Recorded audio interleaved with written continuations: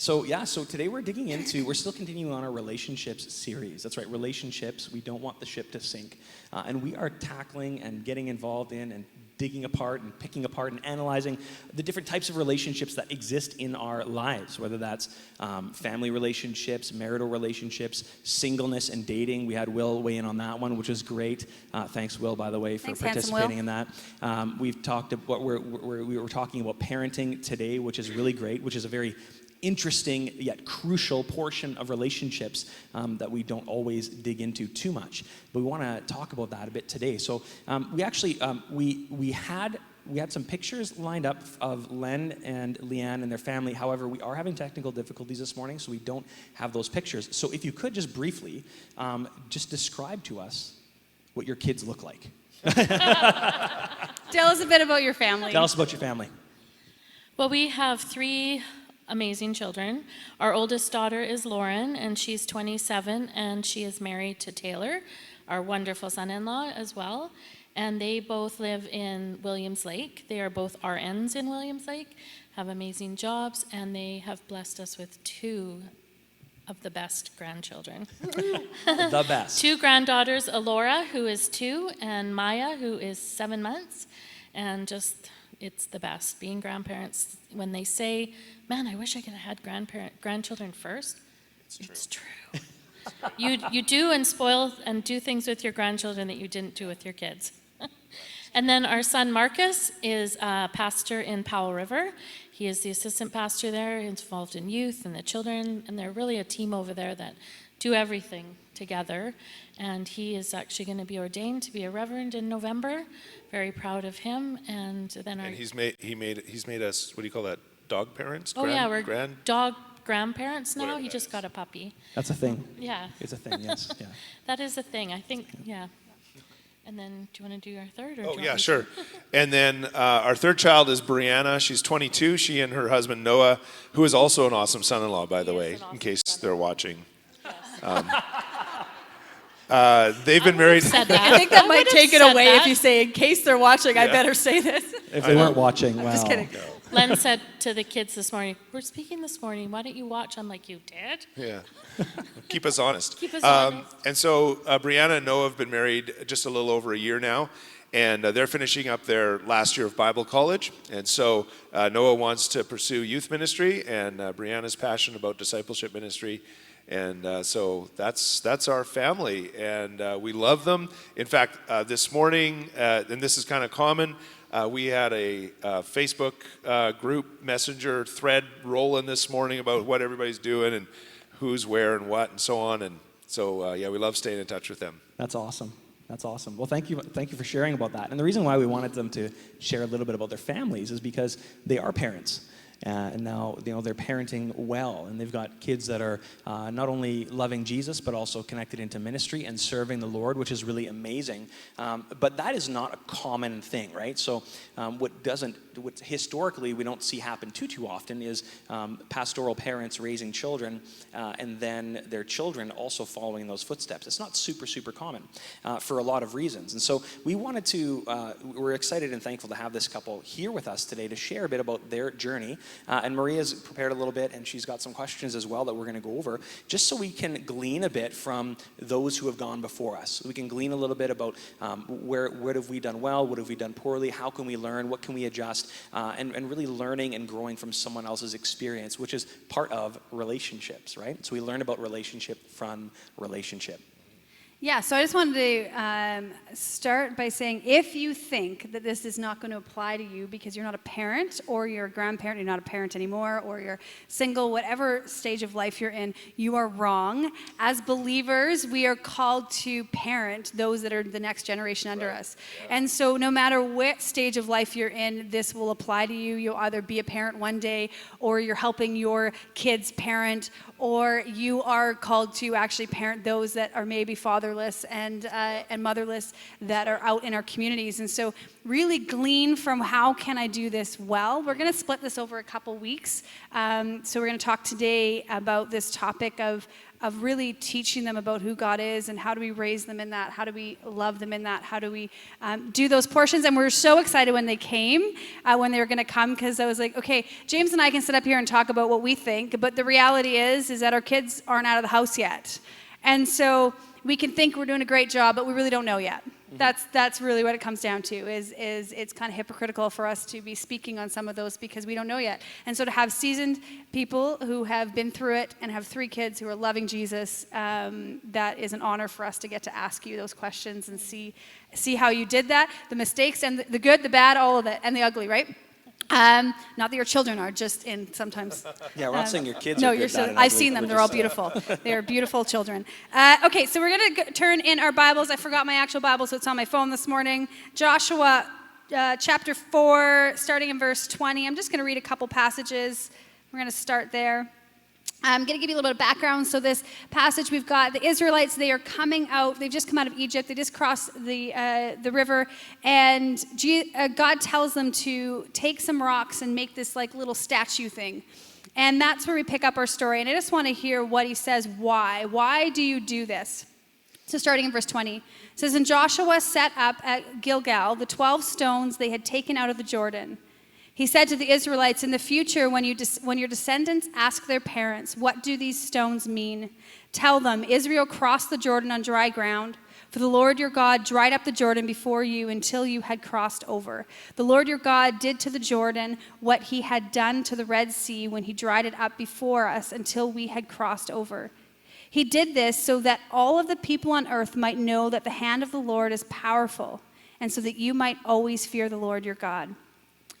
We're going to jump over to Deuteronomy 6, and then I'm going to unpack them a little. Deuteronomy chapter 6, verses 6 to 9. Says this, These commandments that I give you today are to be on your hearts. Impress them on your children. Talk about them when you sit at home and when you walk along the road, when you lie down and when you get up. Tie them as symbols on your hands and bind them on your foreheads. Write them on the door frames of your houses and on your gates. There's this idea in Scripture about speaking to our children about what God has done, reminding them, constantly having that conversation over what has God done in our lives. I think that there is this part that we can do that it does a disservice to our kids when we speak about what the Bible says, but our lives don't line up to that. We actually cause hypocrisy in our homes, and our kids will quickly walk away from the Lord. And I think these passages really bring that up, as it says, not only teach them, which we're going to go into in Proverbs, teach them what the Bible says, but teach them what you see God doing in your own life. Speak about who God is and who he is to you and what he's done to you, your mistakes, the good, the bad, all of that with your children. And so that they have this reminder when life hits them, when things are struggles to them, that they can look and say, we've seen God move in our home. We know that God is present in our home. We know what God has done before that. So I'm going to read one more scripture, then I've got a few questions for you guys. Proverbs 22.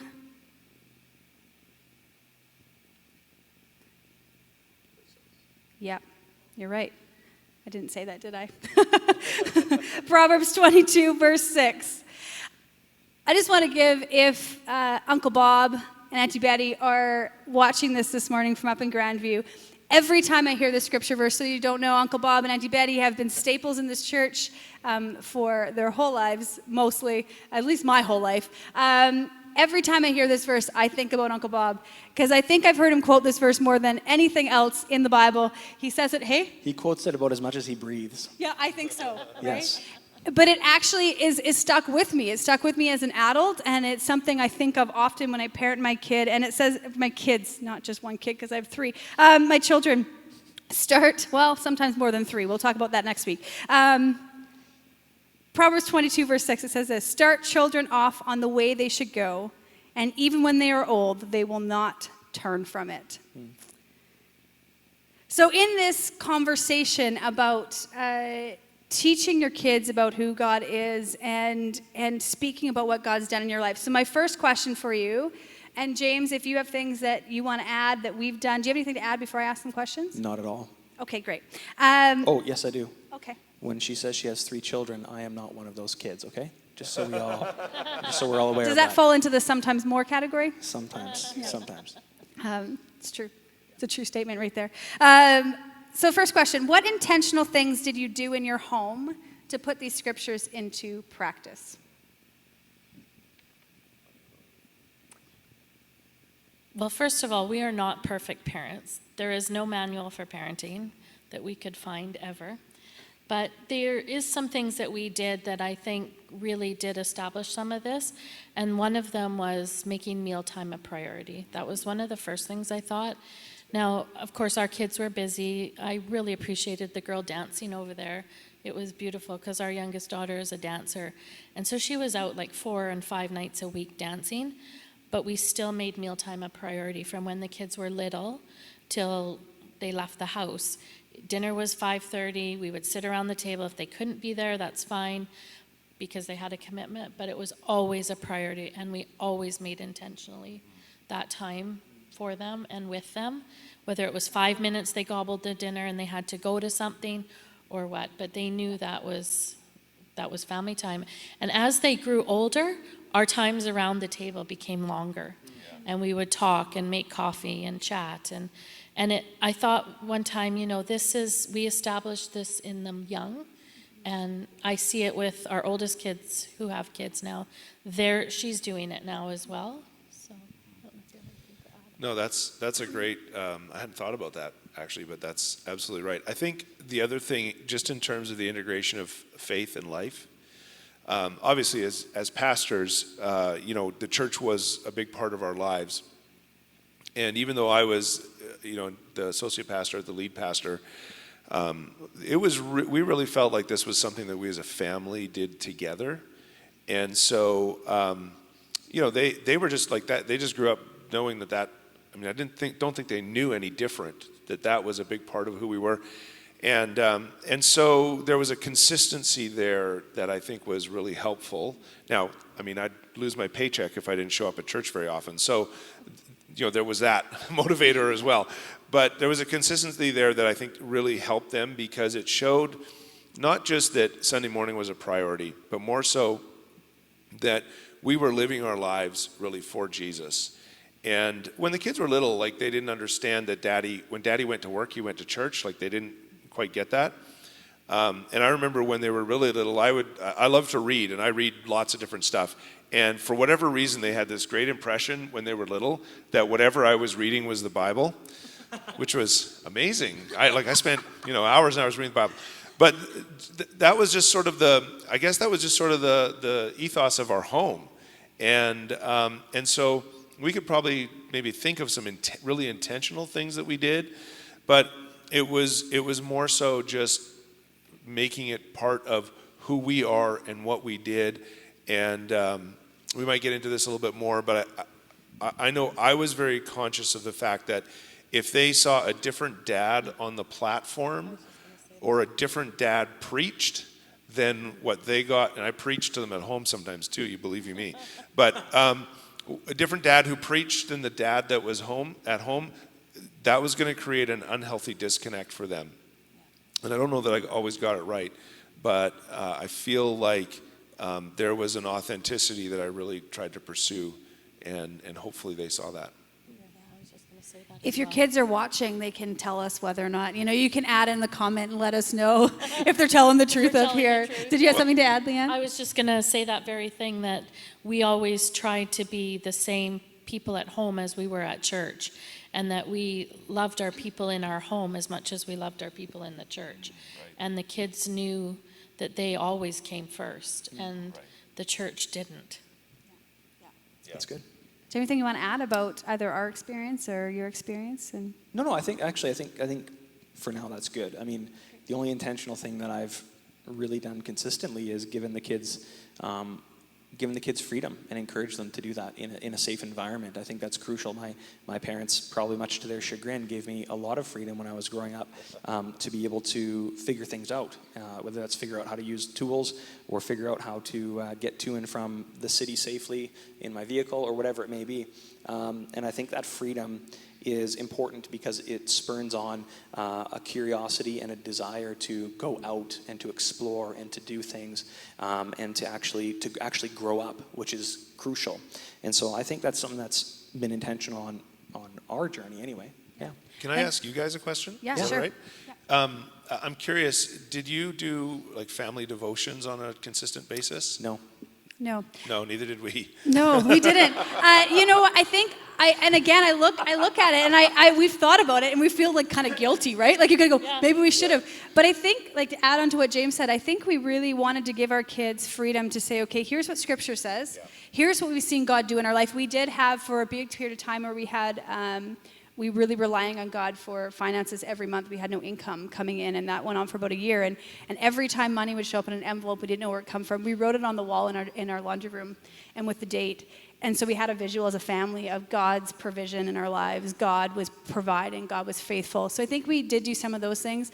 But I think for our kids, and hopefully this is what they get, is that we want to give them the information and allow them to have faith of their own. Yeah. And so here's who God is. Here's what we see in Scripture. And you have freedom to wrestle with that. You know, I remember, hopefully Paige is okay with me saying the story. I think she was about 12, 13 the first time she came to me, and she's like, I'm not sure God's real. Like, I don't know.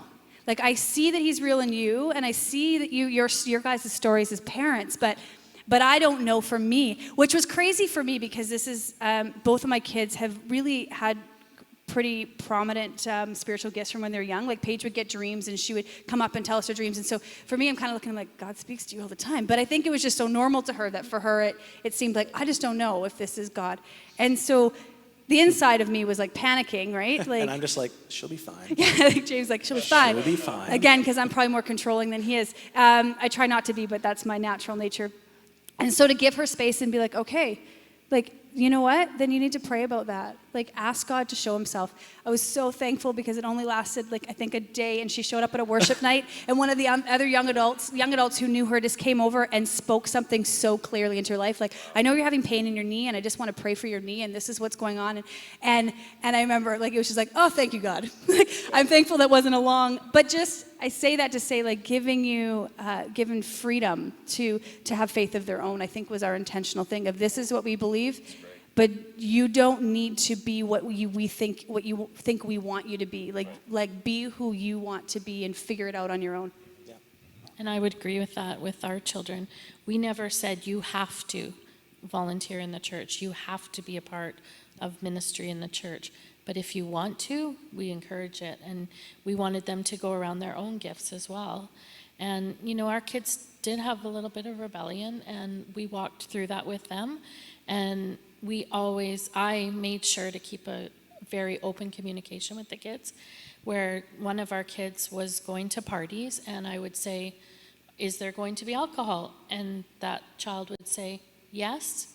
And I'd say, are you going to have some? And that child would say yes. Oh, you just blew it. Oh, boy. And I didn't react like I wanted to react, because I knew if I did react in a negative way, that would shut down my lines of communication immediately. Mm-hmm. So I let them also have that freedom to figure out their life and their values and spiritual walk on their own, even if it did mean a little bit of rebellion. But I was always there for them to communicate with me about it, and they did. They always knew we were a safe place. I was home more, so it was often more me. To talk about that and be okay and safe to talk about that. And it didn't last long, but it really helped them. And you find out more now that they're adults and moved out what actually went on. But you know, this particular one, our son, is now in the ministry, and that's not where he wanted to go. He did not want to be in the ministry. He was adamant about that until he was at a youth retreat, and he was asked to pray over the group, and God spoke to him and said, you are to go in the ministry. And, you know, when you have your your hand on your children with God, and you're there to communicate with them and let them be them, Yeah, that's really good. they can That's walk good. through that. That kind of leads really well into our next question, which is, when it says, and they will not depart from it. Yeah. We all have seasons where we feel like our kids may be departing from it. Yeah. So my question for you is, how did you deal with those seasons when it seemed like your kids were departing from the faith? What was, like the external is like, okay, I'm not going to react. I'm going to allow them to have space. Internally, how do you deal with some of those feelings that are like, where the worry and concern? You go to your room and sometimes you scream in your pillow or you cry in your pillow or we talk to each other. Yeah. And with one of our children, you're on your knees praying like you've never prayed before. Yeah, and I would affirm that. We've talked about this before, where there were times where our kids would come, and more so as teenagers or young adults, they would come and they would tell us something. On the outside, I'm like, oh, really? Oh, okay. I didn't know that. And on the inside, I'm like screaming and like freaking out. That would be me. Yeah, but I think, again, you mentioned the lines of communication, and we have always tried really, really hard to keep the lines of communication. When the kids were little, and I think this established a baseline for them, when the kids were really little, we told them that eventually we realized we only had very, very few rules in the household. One of those rules was to respect, right? To respect one another, respect your mother especially, respect your things. And so that kind of that solved a lot of things about breaking toys and bedroom boundaries and all that stuff. So it was respect, and the other one was don't lie. And we always told them that if you tell us a lie that we want to hear versus a truth that we don't, it will always go worse for you if you give us the lie we want to hear. It'll be worse for you and for us. And so we kind of established this baseline of truth-telling right from the get-go. And so, again, we had to be prepared to hear truth that we didn't want to hear. And then, again, because of the nature of our children, and this is the challenge with parenting, isn't it? Is that you just start figuring it out with one, and then you have another kid, and you're like, how come you're not like that first one? And so you've got to learn it all over again. And so, but because of the nature of our kids, we realized that if we push, because they're all very strong, independent people. And so we realized a lot of times that if we pushed, their natural reaction was going to be to push back. And so there were I don't want to break confidence, with the kids, but there were a couple circumstances in their lives where we knew that the only response that was appropriate was to pray. And pray we did. And again, I want to say, I feel like it's God, like much of this is God's grace over our lives, honestly. Our family's not perfect, our kids are not perfect, but we think they're pretty amazing. But anything that we would say that others might look at and sort of say, oh wow, that's really awesome, is honestly, truthfully, I really can't underscore this more. I feel like is God's grace in our lives, because I've seen some amazing parents who have kids that go totally sideways, and you think, wow, how does that happen? Now again, you don't see what goes on in the home, and so. Yeah, I'm rambling now, but it's God's grace is a big part of it. Good. Anything you want to add to that? Yeah, just dealing with those seasons. I think the big thing for me is just to stop and to breathe and to pray and to trust that God is bigger than the challenges that the kids might be facing at that moment. And we have to know that. If we do believe and profess that God created everything and He lives in our lives and He knew us before we were born, we have to also believe that God is bigger than our challenges in parenting. He is. And I think we have to own our faith deeply and irrevocably. And our kids need to own their faith deeply and irrevocably as well. And they need to journey through what that looks like.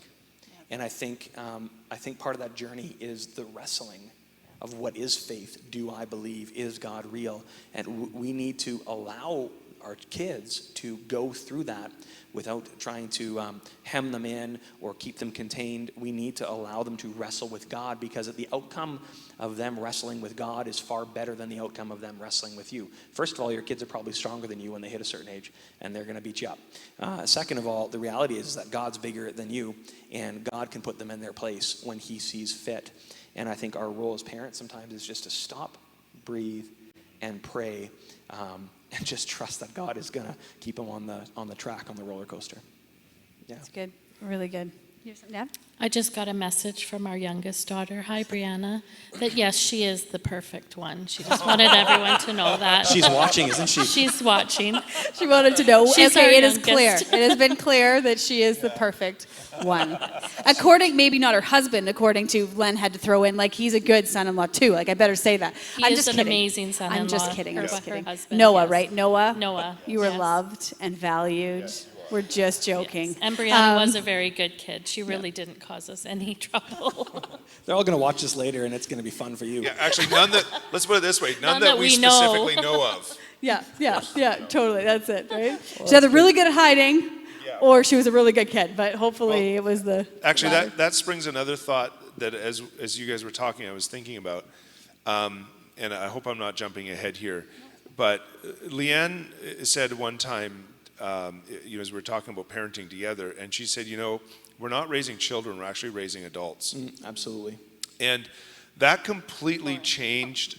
Oh, now Lauren's responding. Oh boy, that actually completely changed the trajectory of our parenting, because it was less to do about what's happening right now, and we had an end in mind.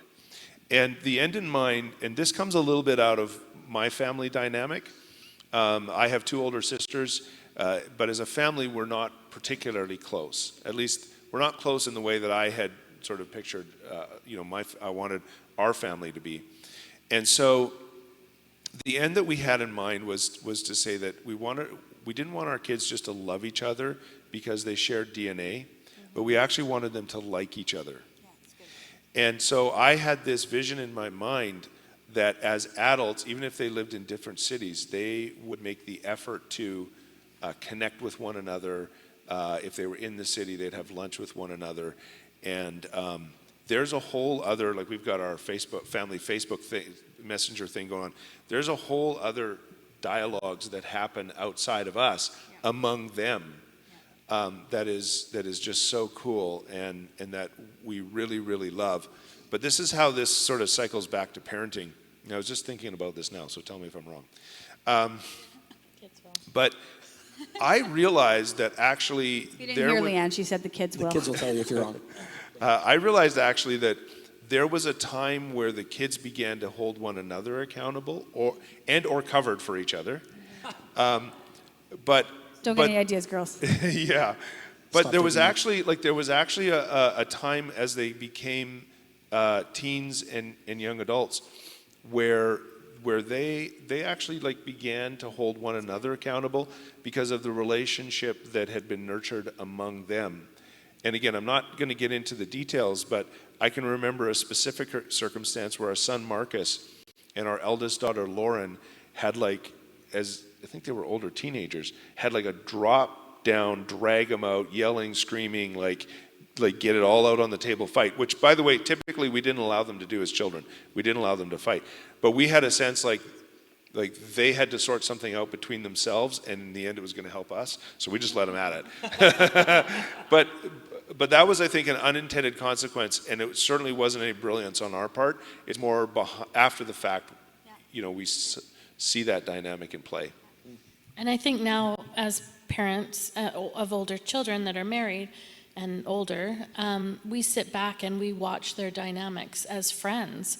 And one time I remember Brianna came to our house and she pulled up and she said, "Oh, just a minute, I'm talking to Lauren on the speaker, on the phone in the car."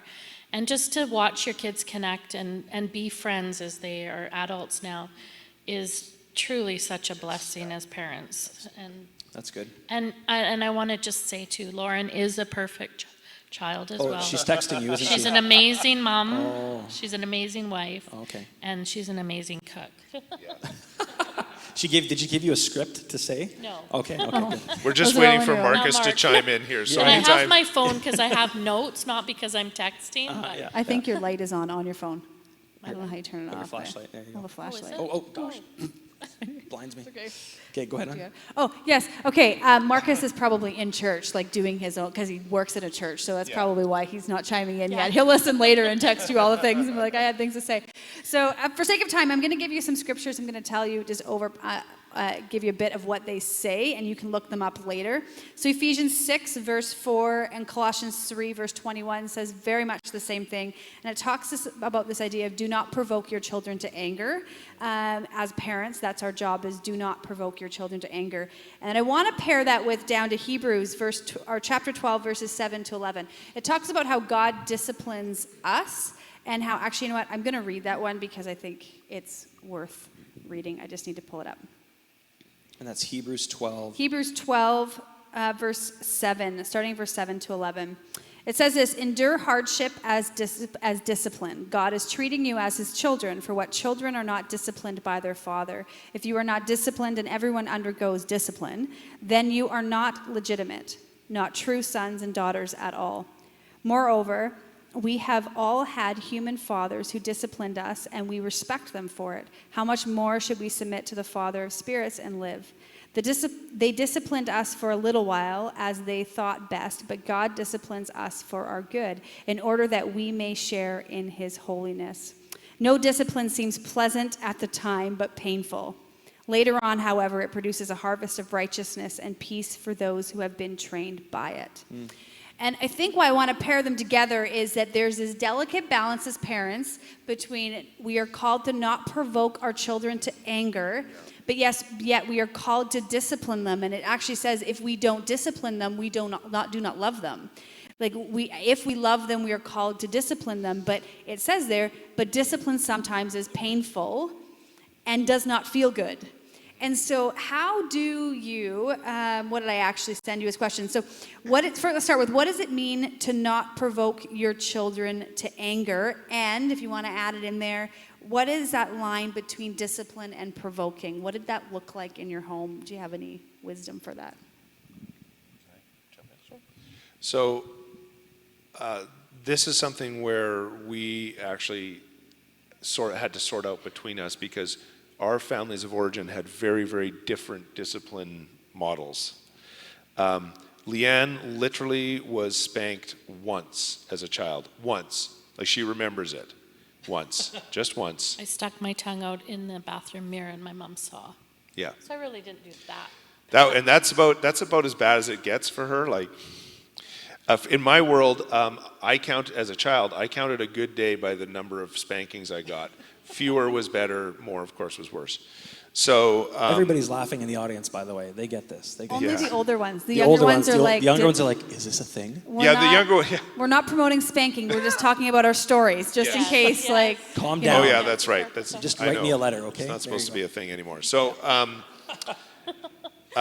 so we had very different families of origin with respect to discipline, and so that was a real challenge for us early on, because I only knew the model that I knew, and of course she knew the model that she knew.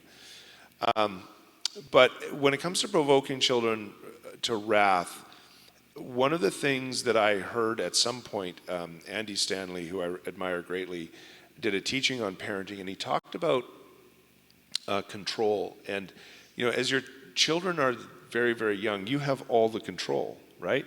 I mean, you can decide what they wear, what they eat, where they go, when they go there. You're bigger than them. And so the tendency is to parent out of control. And there are moments when that's important. If they're going to touch a hot stove, you've got to control that situation. But the problem is that as they get older, if you continue to parent from a position of control, it creates more and more resentment in the child's life, because they're always the underdog. Yeah. You've got the keys to the car, right? You've got the money. You've got and so what we realized is that we had to shift from parenting from a position of control to a parenting from a position of relationship. And that was a very important thing, again, because of my family of origin. That was a very important thing for me to come to understand. And so, again, while I blew it so many times, I think provoking your children to wrath has to do with placing them in an impossible situation. Yeah. Right? Where you know, the discipline or whatever it is, like, they just, like, you've basically, whether it's physically or metaphorically, you've shoved them into a corner and they can't get out. That I think, again, I learned from Leanne, and she really helped me with that. But that was something that, by God's grace, again, I think, you know, I learned what, and certainly not perfectly, but learned how to moderate that. And I think, thinking back, like, we were told by somebody, and I can't remember, that parenting the early years, like age 6 and under, are the most crucial years for teaching them your no is no and your yes is yes. And we were always very cautious of that. And we were actually quite strict when they were little. And I remember my mom saying, "You're so strict with those children." But I knew that those were the years that are very informative, and you had to be. And as they kind of got older, I realized we're raising men and women, and mothers and fathers, and husbands and wives. We're not raising children. We're raising them to be the best woman or man they can be, and give them the tools to do that. Yeah. Because when they're little, they don't know. They don't have the tools.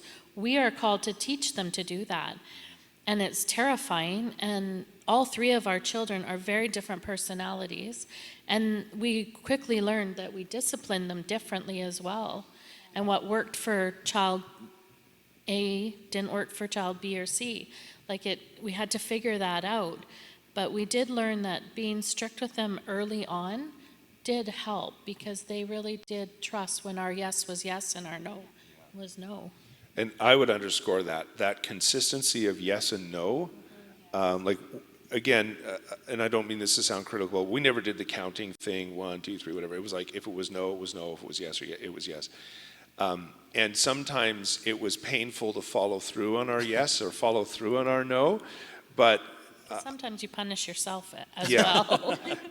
But I think with kids, especially with young children, if they don't see that consistency, it's actually confusing for them. And then the other thing that I would just underscore, Leanne's already said it, but the principle that we lived with was lots of love, lots of discipline. And so we did our best, and again, it's not like we had some counter to, you know, that we did this, but we did our best to shower more love than discipline on our children.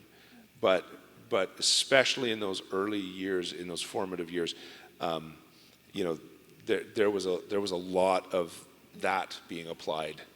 And one thing too is, when you do mess up with your kids, which we do as parents, and Len was way better at this than me, is apologize to them. Tell them that you made a mistake, that you were wrong.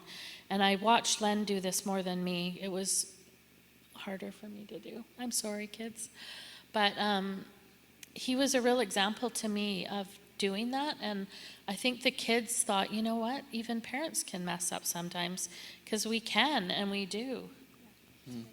That's really good. Do you have anything you want to add? Yeah, I've contemplated this a lot, and I guess this is kind of how I feel about it. Provoking your children, it really means that you're actively trying to get a rise out of them.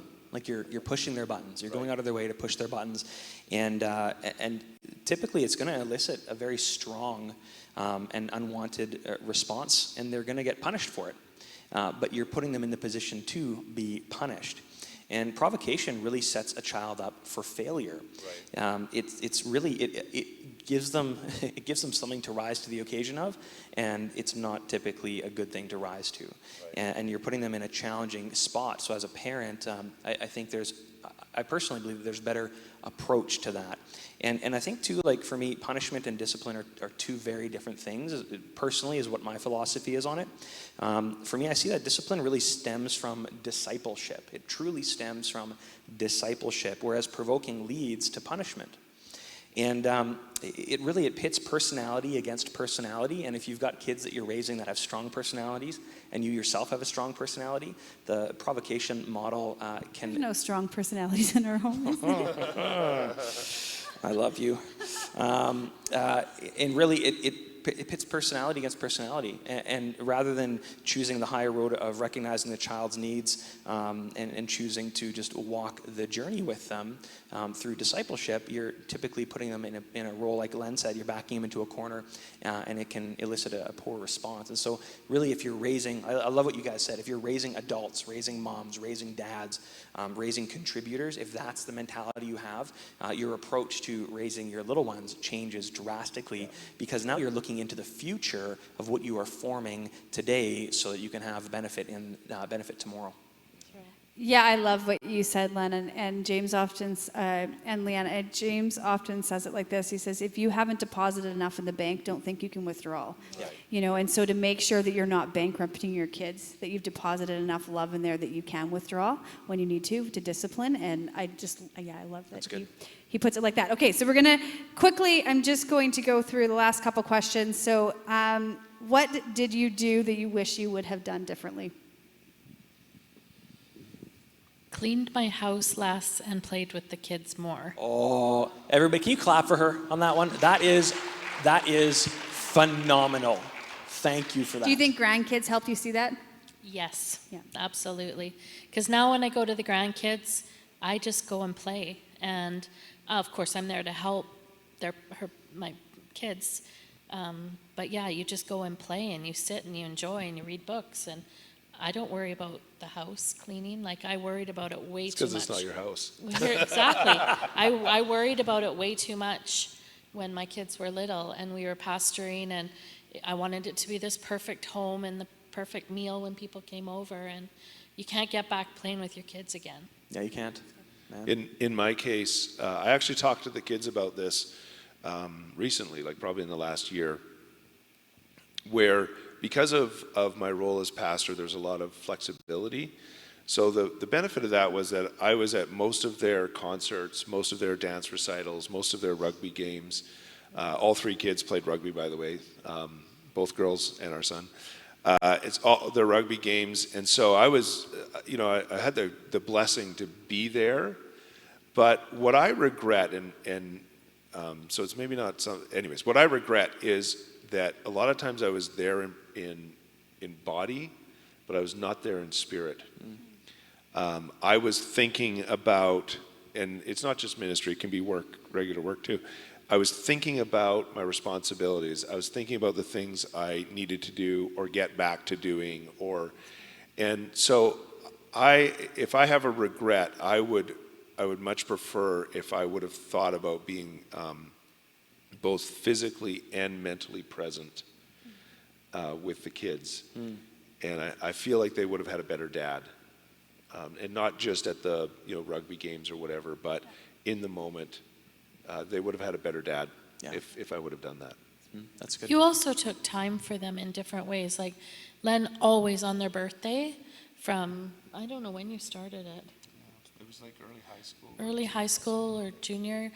He would take that child out for their birthday, wherever they wanted to go. They could bring a friend or two, and he made that a priority, and they knew, and they got excited for it. Like, Dad's taking us for lunch, we get to miss maybe some of our class, or that you always made that a priority, and I think that was awesome. And the funny thing about that is no matter how old they get, they still expect mom and dad to pay for lunch. No, they don't. No, they don't, but we're happy to. That's good. Do you have anything you want to add? Yeah, to what that? did you do that you wish you had done differently? I wrote this down here. I don't know if I can say it.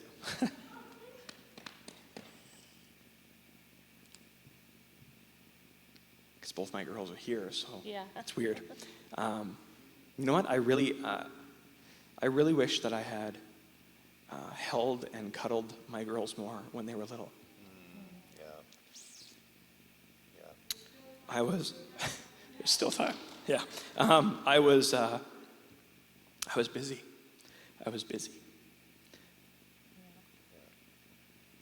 So there's not too many things I have deep regrets about, but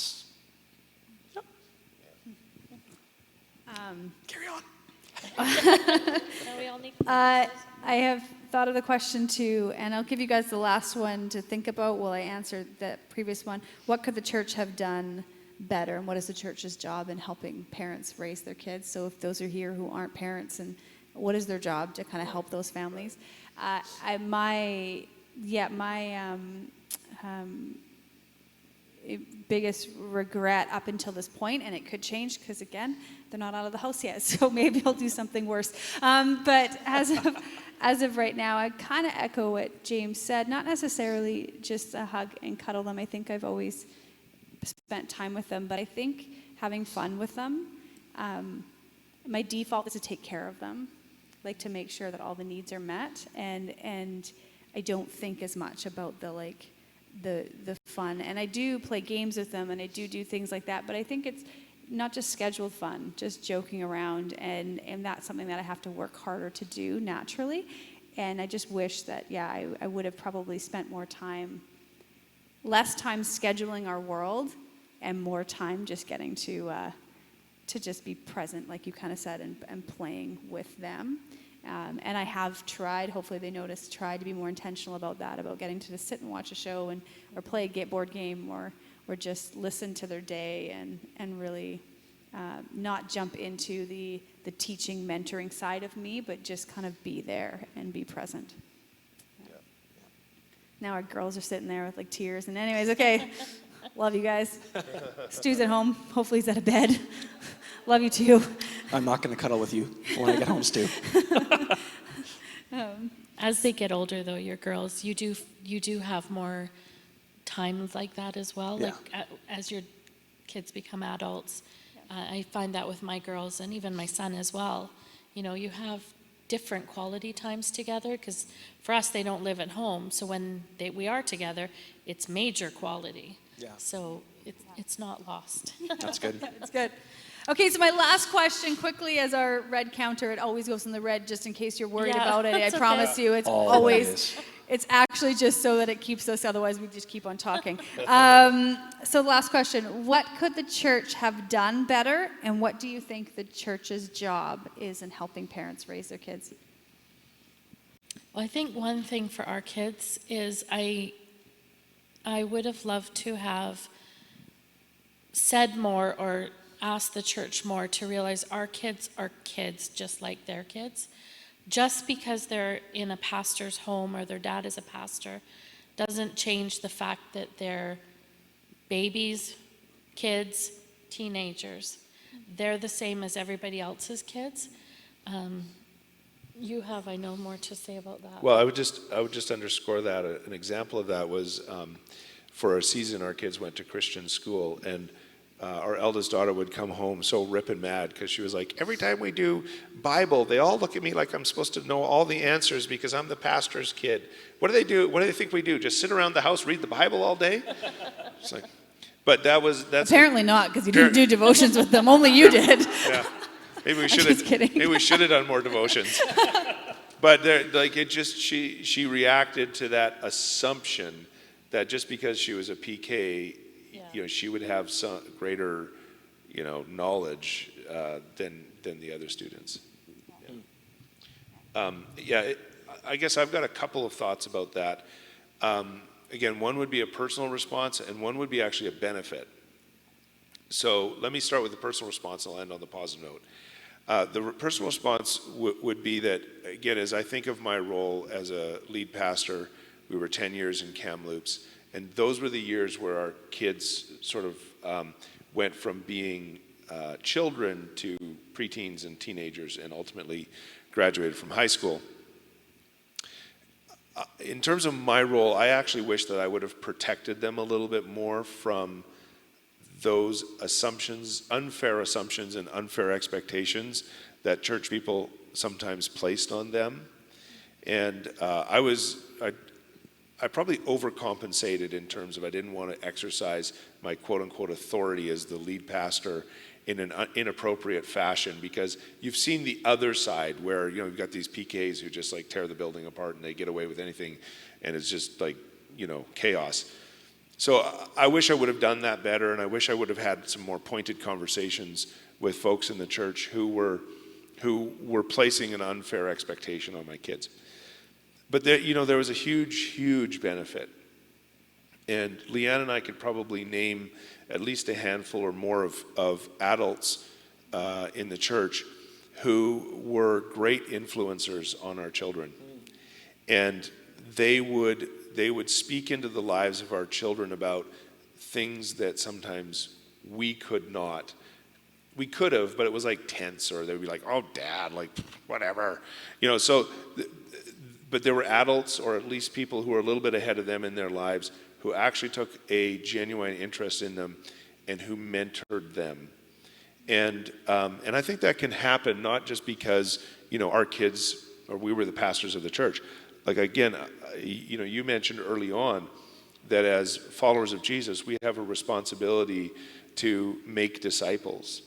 And so, any one of you can stand in that role and really bring life and hope and Jesus and encouragement, into the lives of the children around you.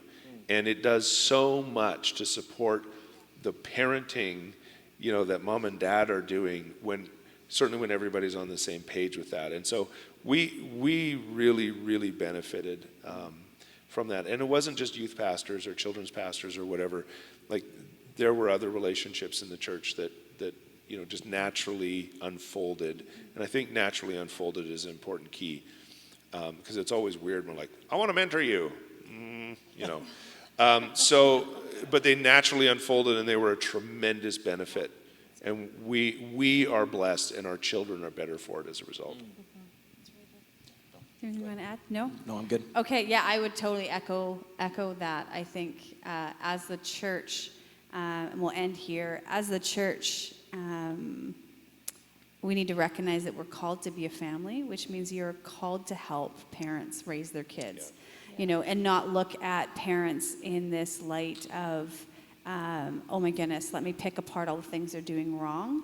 I promise you, if their kids are being crazy, they already know it. Yeah. Like, they're already insecure about their kids not being what you think they should be. And so you pointing it out is not helpful. What is helpful is to come alongside and pull out the good, let them know what they're doing, that they're doing well, and to encourage them, to be a support. Take out people's kids without their parents. I actually think that is one of the best things as a church. If you are in a position where you no longer have kids at home, take other people's children out. Go and have fun with them. Bring them out for lunch. Spend time with them. Because when you take the whole family out, you're talking to the parents. But when you take their kids out, you're letting their kids know they have value. Yeah. And there's something very important about that. So I want to end there is that if you are not a parent, if you're a parent here this morning, you are doing well. Like, don't underestimate the influence you have in your kids' lives. And it's never too late to change the trajectory of what you're doing. Yes, that's right. Like you said, grace covers a lot. And when you change that trajectory, an apology covers a lot. When you learn to say, "Hey, I'm wrong." But as the rest of the church, come alongside our families and our parents and help them, encourage them.